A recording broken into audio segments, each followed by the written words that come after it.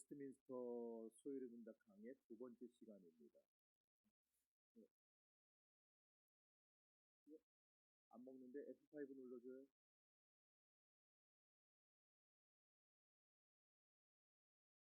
다시 미리 얘기를 하고 가야 돼요. 이 PPT는 저 백석대학교에서 만든 거예요. 근데 제가 그 학교에 전화를 해가지고 이걸 좀 써도 되겠느냐 그래서 받아다가 근데 조금 우리하고 안 맞는 게 있어요. 그래서 안 맞는 부분들은 제가 싹 지우고 다시 편집을 해서 이제 하는 겁니다. 그래서 그것까지 다 허락을 맡았어요. 내가 좀 고쳐도 되겠냐? 고쳐서 써라.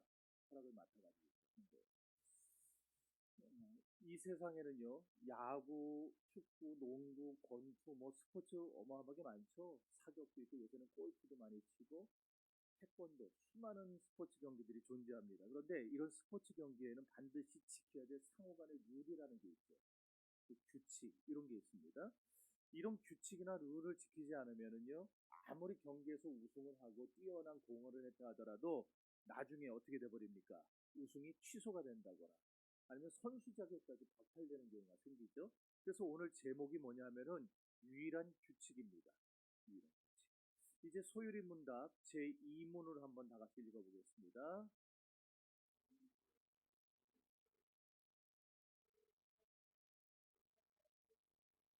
네. 여러분 우리가 지난번에 좀 오래됐어요. 그래서 한 달 전입니다. 수련회 가기 전에 한 거야. 1문 할 때 우리 거기서 뭐 배웠습니까? 소유리 문답 제1문에서 사람의 존재 이유, 사람의 제일 되는 첫 번째 존재 이유가 뭐라고 배웠어요? 하나님을 영화롭게 하는 것과 네, 그분을 영원토록 즐거워하는 것이라 이렇게 배웠어요.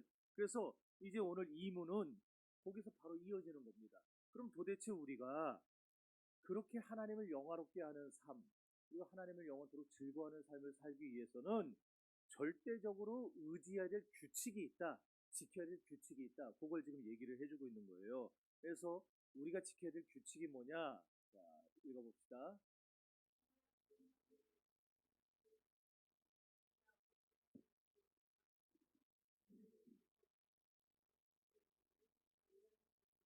그렇습니다. 하나님 말씀, 성경만이 유일한 규칙이라는 거예요. 하나님 말씀밖에 없어요. 우리가 하나님을 영화롭게 하고 그분을 영원토록 즐겁게 하기 위해서는요, 반드시 하나님을 알아야 됩니다.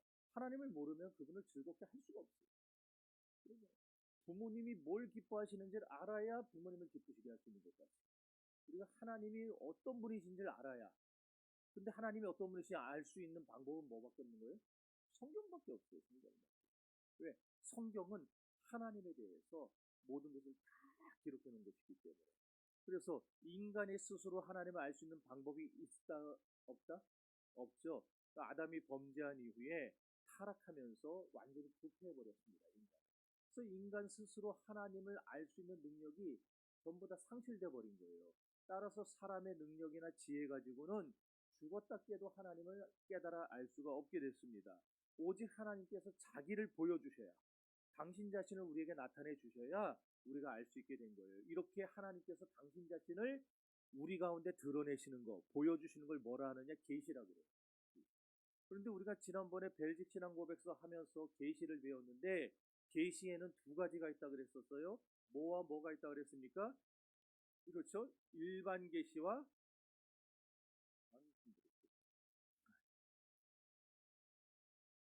이거 다 효과를 다 넣어가지고 일반 계시와 특별 계시 이게 있어요. 예.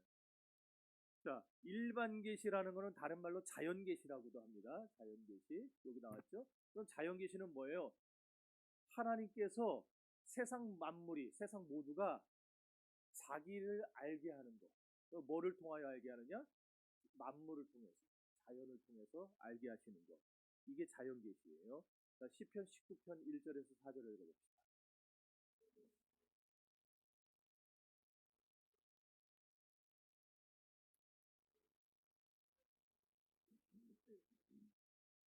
어, 어.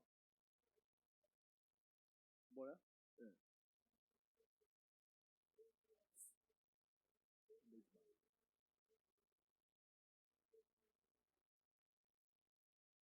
아멘.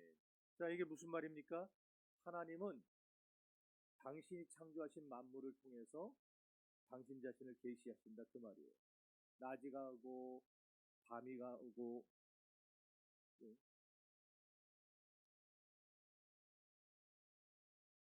뭐 안 보여서요? 다시 합니다. 낮이 가고 밤이 오며 다시 밤이 가고 아침이 오는 것을 통해서 뭐를, 이 모든 과정이 그냥 우연이 되는 게 아니라 절대자가 이 모든 것을 그렇게 이끌어 가시는 거구나. 그거를 깨닫게 해준다 그 말이에요. 그래서 바울이 로마서 1장 20절에서 이렇게 말했습니다. 한번 읽어봅시다.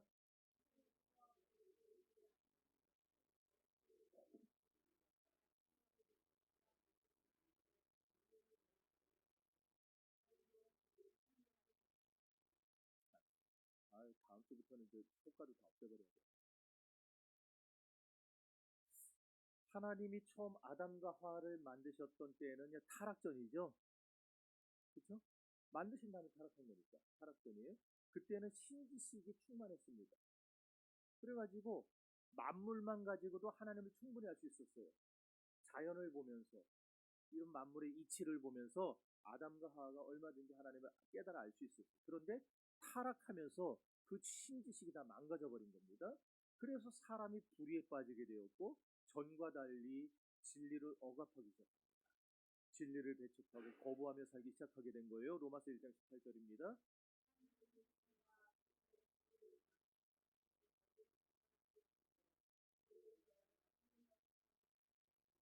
이렇게 불의로 진리를 막는 자들이 생겨나기 시작해. 나중에는 개인을 넘어서 이제 서로 연대를 합니다. 그래가지고 진리를 말살시키려 드는 거예요. 근데 하나님은 인간을 그 상태 그대로 놔두기를 원치를 않았어요.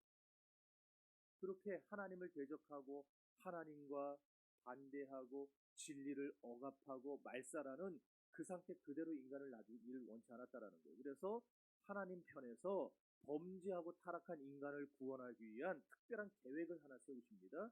이 특별한 계획, 이 특별한 지식을 전달할 필요가 생긴 거예요. 이 특별한 지식, 특별한 계획을 뭐라 부르냐? 그걸 특별계시 또는 초자연계시라 부릅니다.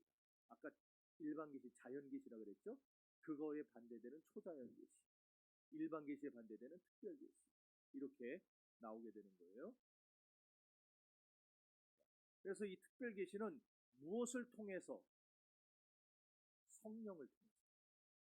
그럼 성령을 통해서 뭘 깨닫게 하심으로? 말씀을 깨닫게 하심으로. 이거는 그래요. 말씀을 깨닫게 하심으로 하나님을 알게 하십니다. 자, 고린도전서 2장 11절, 2장 10절 읽어봅시다.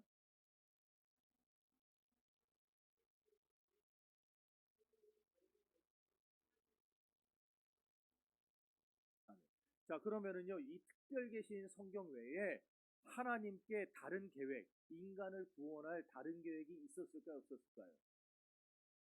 있었을까, 없었을까요? 이 성경 외에 없어요.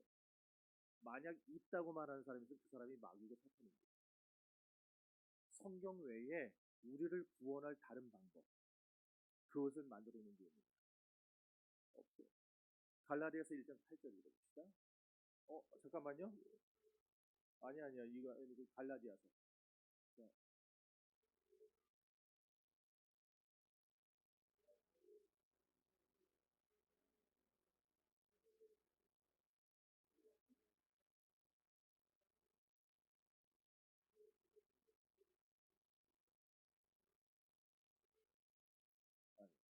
자, 성경 외에는 하나님이 우리를 구원할 다른 방법을 가르쳐 주는 게 없어요. 이 성경을 통해서 우리는 예수께서 구세주라는 사실을 알게 되고, 예수님이 나를 위해 십자가를 지시고 죽으셨다는 걸 깨닫게 되고, 그 예수를 믿을 때 우리 영생을 얻고 천국에 가게 된다는 사실을 여기서 다 깨달아 알게 되는 거예요. 근데 이거 말고 이 세상에 다른 것을 또 만들어 놓는 게 있느냐? 없다는 겁니다. 근데 이 성경이 결국 그래서 누구에 대해서 다 증거하는 거예요? 처음부터 끝까지 오직 예수님에 대해서만 증거하죠. 그래서 누가복음 24장에서 이렇게 말을 합니다. 그래도 빠진 것만 채우라고 그랬는데 다 채워놨네. 자, 해봅시다.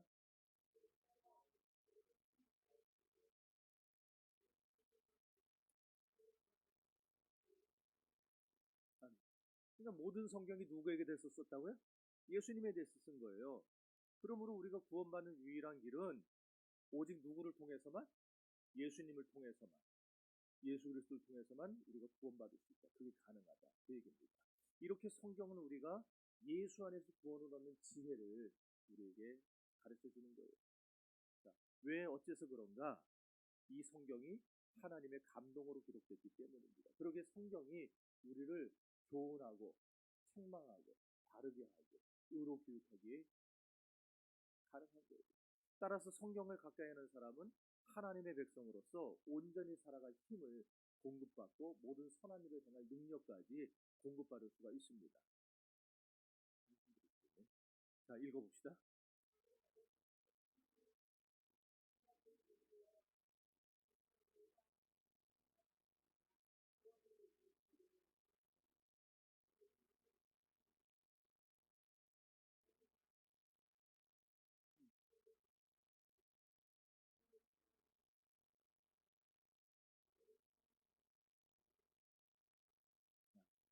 자, 그런데 이렇게 이 성경을, 이런 하나님의 말씀인 성경을 대하는 사람들의 시각에 차이가 나타나기 시작했습니다.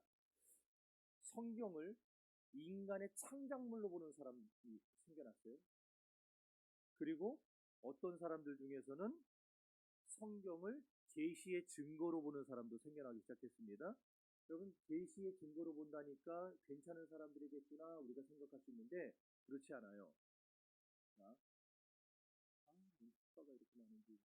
자, 인간의 저작물로 생각하는 사람이 있고 계시의 증거로 생각하는 사람이 있어요. 먼저 인간의 저작물로 보는 자들은 우리가 뭐라 부르냐면 자유주의자라고 해요. 자유주의는요, 일고의 가치도 없는 겁니다. 그런 거 알 필요도 없고 여러분이 그 궁금해할 필요도 없어요. 그런가 하면 성경을 계시의 증거로 보는 자들이 있는데 이 사람들 우리가 뭐라 부르냐면 신정통주의자라고 해요. 신정통주의자. 신정통주의라는 거는요, 칼 바르트라고 하는 사람에 의해서 시작이 됐는데 겉보기에는 자유주의에 대항하는 사람들입니다. 그러니까 좋은 사람들 같지 않아요? 근데 깊이 들어가 보면은 아니에요. 복빙계지. 오늘날 통합 측이, 장로교 통합 측이 칼바르트 신학을 따릅니다. 신정통주의가 왜 문제냐? 그들은 성령의 감동이 임해야만 그 말씀이 계시적인 사건이 된다. 이렇게 봐요. 이게 무슨 말인지 아시겠어요? 계시의 중심을 하나님에게서, 우리는 개혁주의는 계시, 하나님의 말씀의 중심을 누구에게 두느냐? 하나님에게 둬요.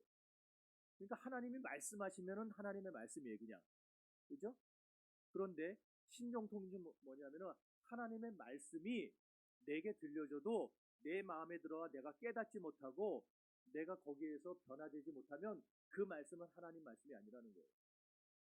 내가 그 말씀 통해서 깨닫고 부딪히고 새로워져야, 말씀을 통해서 내가 은혜 받아. 그래서 제가 큐티를 여러분에게 못하게 하는 이유가, 큐티하면은 자꾸 주관적으로 말씀을 자기 스스로 해석해요.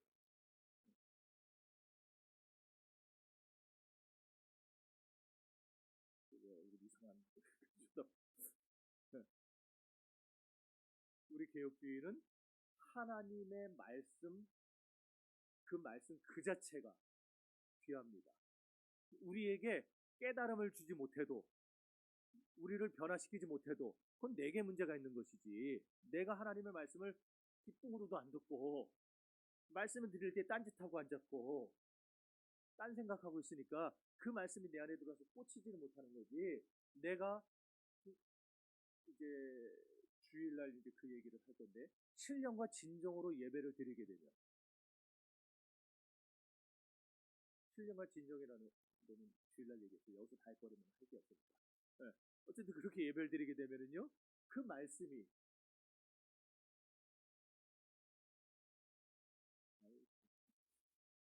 표정들이 그냥 쉽게 정리합시다. 네. 그러니까 신정통주의는 하나님의 말씀이 있는데 그 말씀들 가운데 중요한 것들을 따다가 성경을 기록했다고 봐요. 중요한 것들을 따다가. 그래서 이 자체가 하나님 말씀이 아니라, 이 성경 자체가 하나님 말씀이 아니라 이 성경을 읽다가 내가 마음의 감동을 받았을 때, 내가 깨달았을 때, 설교를 듣다가 은혜 받았을 때 그때에만 하나님 말씀이 된다. 이렇게. 이해가 되세요 이제? 네. 근데 우리는 이 말씀 그 자체가 다 하나님 말씀입니다. 여기서 하나도 빼지 않고 모든 것은 다 하나님의 말씀으로 받습니다. 이게 하나님의 말씀으로 받는 우리 개혁주의 입장. 저게 자유주의, 그 다음에 신정통주의, 개혁주의 이렇게 나옵니다. 그러니까 여러분들 누가 설교할 때 뭐 괜찮은 말 하는 것 같고 좋은 말인데 그런 거에 넘어가면 안 돼요. 그 깊은 그 말 속에 들어있는 의미들을 찾아내야 돼요. 그래서 힘든 거예요. 자, 어쨌든 이렇게 성경을 대하는 태도들이 나눠지게 된 거예요. 성경의 권위를 성경 자체에서 성경을 통한 개인의 경험으로 바꿔버립니다. 그래서 신정통주의가 준 폐해가 자유주의가 준 폐해보다 훨씬 더 큽니다. 그래서 우리 교단은요, 통합측하고 절대 강단교로 안 합니다. 근데 간혹 가다가 통합측 목사 불러다가 강단에 세우는 정신나간 합동측 목사가 있어요. 믿는 게 다른데 어떻게 그렇게 믿는 게 다른데. 그러니까 여러분들도 하나님의 말씀을 듣고 내가 감동받지 못하면 경험하지 못한 그 말씀 나에게 있어서 하나님 말씀이 아니다. 맞아요? 틀려요? 아니죠? 네. 절대 그러면 안 되는 거예요. 내가 감동받지 못해도 내가 은혜 받지 못해도 내가 깨닫지 못해도 내가 경험하지 못해도 말씀 그 자체가 하나님의 말씀입니다. 네. 자, 그러면은 도대체 우리 개혁주의는 왜 성경을 하나님 말씀으로 받느냐? 성경의 첫 번째는 건드는 거예요 자꾸 그 뒤에서. 성경이 하나님의 말씀인 이유는 첫째는 성경의 영감성, 둘째는 성경의 예언성취성, 셋째는 성경의 통일성 때문입니다. 자, 그러면 성경의 영감성에 이제 세 가지가 나와요. 뭐가 나오냐면은 기계적 영감설이 있고, 그 다음에 또 동력적 영감설이라는 게 있고, 세 번째는 유기적 영감설이라는 게 있어요. 기계적 영감설은 뭐냐? 자, 첫 번째 기계적 영감설은 말 그대로 하나님이 불러주시는 걸 옛날에 받아쓰기 해보셨죠? 받아쓰기 하듯이 기계가 받아 적듯이 아무 의미 없이 아무 생각 없이 그대로 받아 썼다는 거예요. 그게 기계적 영감설이에요. 그러니까 성경을 성경 저자들이 그냥 하나님이 불러주면은 요이 땅 하면은 그냥 쭉 받아 적었다. 이게 기계적 영감설이에요. 그 다음에 동력적 영감설은 뭐냐면은 성경이 전체적으로 성령의 영감으로 기록됐다는 건 인정하는데 특별히 성경의 이 하나하나 구절들에까지 성령의 영감으로 기록된 건 아니다 그렇게 보는 거예요.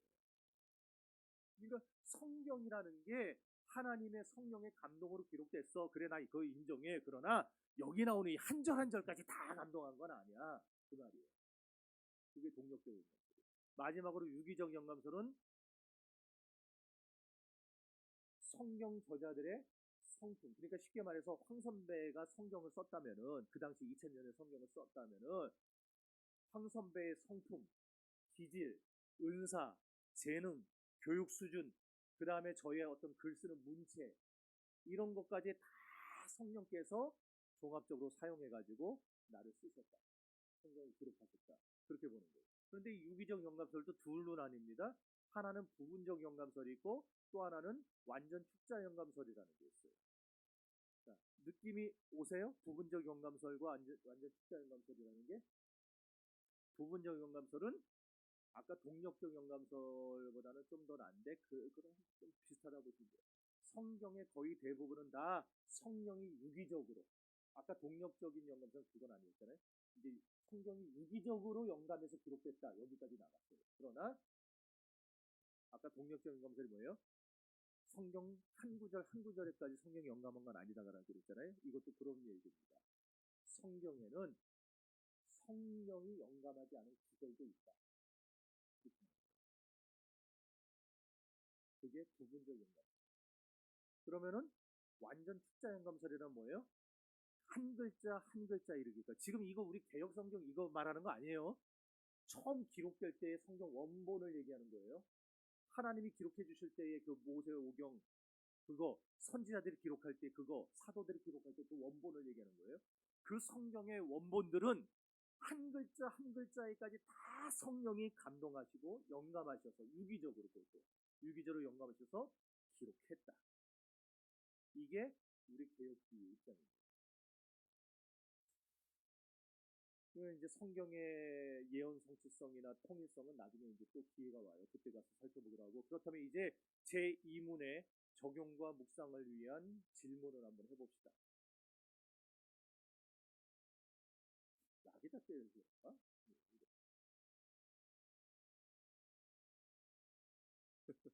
자, 읽어보세요. 예, 여러분들은 무엇을 기준으로 선택하고 판단하는가? 지금 우리의 모든 삶의 규칙, 하나님을 영화롭게 하고 하나님을 영원토록 즐겁게 하기 위해서 우리가 지켜야 될 유일한 규칙, 그게 뭐라고 했어요 지금? 성경. 그러니까 지금 그걸 물어보고 있는 거예요. 여러분은 성경을 기준으로 선택하고 판단을 하며 삽니까? 아니면은 성경 말고 여러분의 감정이나 여러분의 기분이나 그때그때 상황에 따라서 선택하고 판단하며 삽니까? 그 질문을 하고 있는 거예요. 자기 자신에 대해서 답을 해보시면 됩니다. 나는 지금 무엇을 기준으로 판단하고 있는가? 두 번째로 읽어봅시다.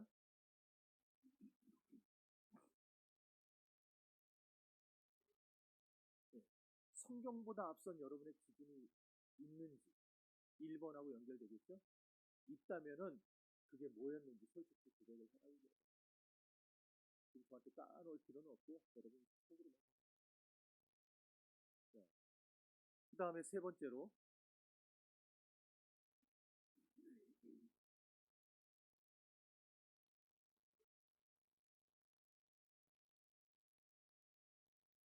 네. 이건 이제 여러분들이 스스로 대답을 하세요. 여러분 매일 하나님 말씀 읽고 있습니까 지금? 하고 있죠 지금 리딩 지저스. 안 하고 있는 사람, 안 하고 있는 사람, 안 하고 있는 사람. 어떻게 알아요 이건 사람이? 들어가 봤어요 속에? 하세요. 안 하는 분들. 자, 그러면은 하나님 말씀을 묵상하고 있다면 묵상으로 끝나지 말자는 겁니다. 묵상으로 끝나지 말고 그 하나님 말씀을 내가 선택하고 그 말씀을 내 모든 판단의 기준으로 삼고 그 말씀을 중심으로 살겠다고 다짐해보라는 거예요. 아시겠죠? 자, 이제 3문으로 넘어갈 텐데 자, 이제 넘어가기 전에 여기 보시면은요. 아주 행복해 보이는 가족이 나와요. 뭐라고요? 아, 기울어졌다고? 일부러 사진 그렇게 찍은 거 저 사람들이. 제가 기울인 게 아니라 맞잖아. 이렇게 하고 있는 거잖아요. 굉장히 행복해 보이죠? 예. 또 운동하는 사람도 있습니다. 또 돈도 보여요. 마지막으로 아주 성공한 커리어 우먼도 나옵니다. 자, 사람들은요. 세상의 불신자든 아니면 우리 신자든 막론하고 이 세상을 살아가는 데 있어서 이런 것들 행복한 가정 또는 건강, 돈, 또 성공 이런 것들이 굉장히 중요하다고 생각들을 해요. 그렇지 않나요? 굉장히 중요하다고 생각을 해요. 그렇다면 이제 여러분은 과연 무엇이 가장 중요하다고 생각합니까? 그게 산문이 웨스트민스터 신앙고백서 소이름답게 산문이 우리에게 질문하는 겁니다. 자, 이제 산문을 읽어봅시다. 그러면은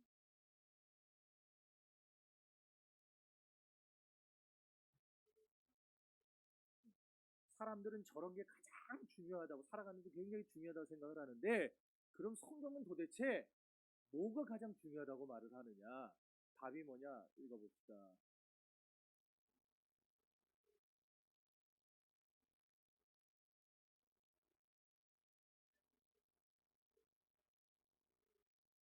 네. 성경이 가장 중요하게 생각하는 것은요. 사람이 하나님께 대하여 어떻게 믿느냐. 그리고 하나님이 사람에게 요구하시는 것은 무엇이냐. 사람의 의무가 뭐냐. 자, 요한복음 20장 31절.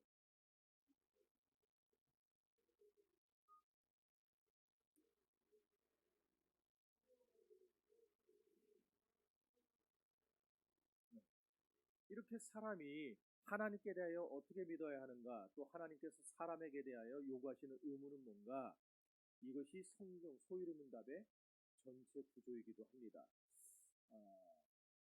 그래서 여기 보면은 4문부터 38문까지는 하나님께 대하여 무엇을 믿어야 할지 믿음에 대해서 가르쳐 주고요. 그 다음에 39문부터 107문까지는 하나님께서 우리에게 요구하시는 의무, 즉 행함에 대해서 가르쳐 줍니다. 그러므로 우리는 성경을 통해서요, 바른 교훈을 받아야 되고요, 그리고 제대로 믿어야 됩니다. 바른 교훈을 받지 않으면은요, 제대로 믿을 수가 없어요. 오늘날 이단 사이비에 빠진 사람들이 결국 잘못된 교훈을 받기 때문에 제대로 믿지 못하게 돼요. 비참하게 돼요. 요한 2서 1장 9절 읽어봅시다.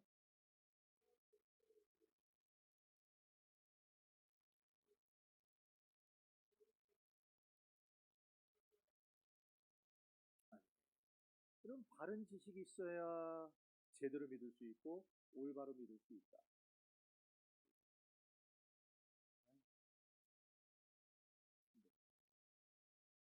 자, 요한복음 4장 22절도 읽어봅시다.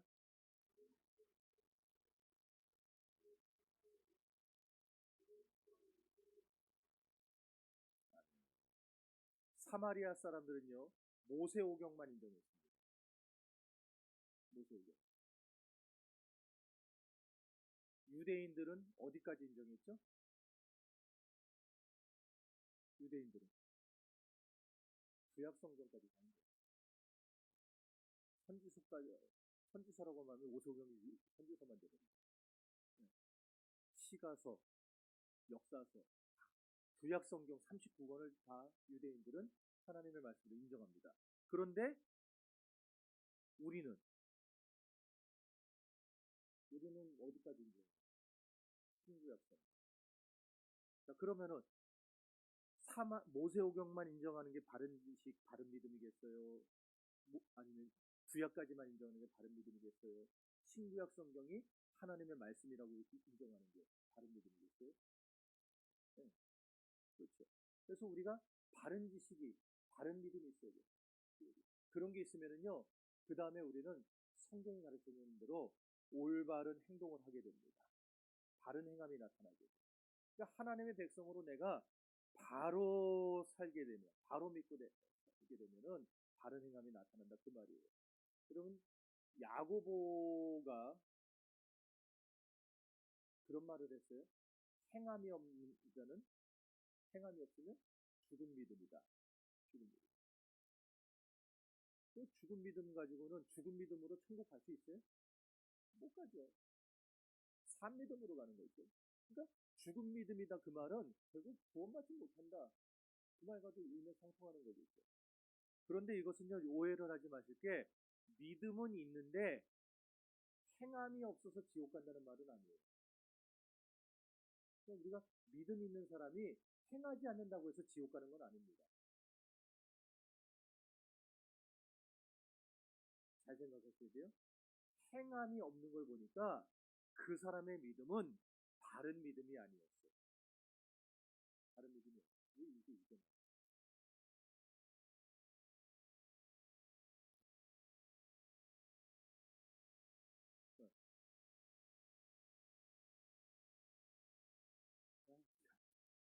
행함이 없는 걸 보니까 그 사람이 믿음은 구원받을 만한 믿음이 아니었다. 그래서 지옥 간다. 이해가 되세요? 잘 안 되시는 것 같은데? 네. 네. 아니, 빨리 나와야 되는데. 자, 그러니까 당연하죠. 우리가 믿음이 있으면 지옥 갈 리가 없잖아요. 그렇잖아요. 믿음이 있으면 지옥 안 가요. 그런데 지금 야고보가 저런 얘기를 하는 이유가 뭐예요? 믿음이 있으면 행함이 당연히 나온다고 얘기해요. 그러잖아요. 아니, 예수가 그리스도고 예수가 나의 구세주고 예수만이 나의 온전한 유일한 소망이라는 사실을 믿는 자는 누가 위협하고 죽인다 해도 그 죽음 앞에서도 신앙을 지켜야 되겠죠. 행함이 나올 수밖에 없어요. 근데 그게 안 나와요. 죽음의 순간에, 위협의 순간에 예수 팔아먹어요. 예수를 부인해버려요. 그러면은 그건 온전한 믿음이 아니죠. 그 얘기를 지금 하고 있어요. 그래서 우리가 정리를 좀 해보면 성경을 통해서 우리가 무엇을 알고 무엇을 믿어야 하는가 하면은 예수님이 하나님의 아들이시구나, 이걸 믿어야죠. 예수님이 기름 부음 받은 왕이요 선지자의 제사장이라, 이거 믿어야죠. 또 하나님이 그렇게 믿는 것을 원하시고 계십니다. 하나님은 우리가 이렇게 믿는 걸 통해서 우리가 영생 받는 것, 영원한 생명을 얻기를 기대하세요. 로마서 15장 4절을 읽어봅시다.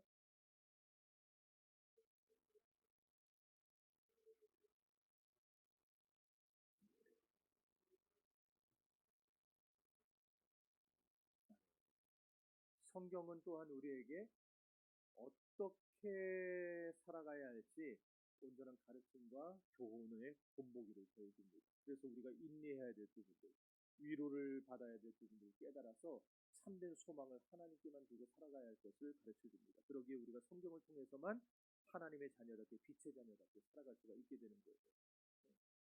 다른 것은 없습니다. 이제 산문의 적용과 묵상을 한번 해봅시다. 읽어보세요.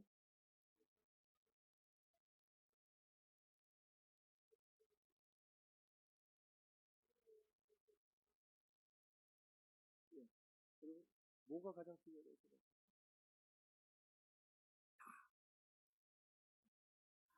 근데 그 중에서도 하나 꼽으라면, 여러분들 각자 좋아하는 성경 구절은 다 틀리겠지만 어쨌든 왜 그러면 그것이 중요하다고 여러분이 생각하시는지 스스로 한번 더 생각을 해보세요.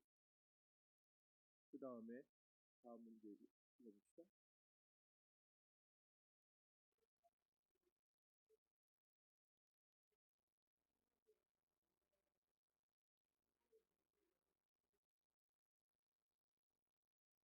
한번 해보시겠어요? 할 수 있겠어요? 예배 때마다 설교를 들을 때 그 설교를 통해서 하나님에 대해서 내가 무엇을 믿어야 될 것인가를 써보시라는 거예요. 나는 하나님에 대해서 어떻게 믿어야 될 것인가, 무엇을 믿어야 될 것인가, 한 번씩 찾아서 써보라. 여러분만의 그런 걸 만들어 보세요. 그 다음에 세 번째,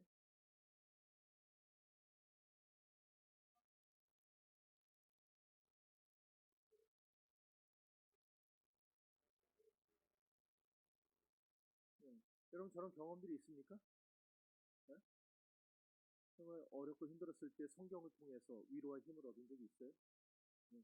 그러면은요, 그래서 주일날 밥 먹고 남는 시간에 쓸데없는 얘기들 하지 말고 그런 간증들을 좀 나누세요. 어?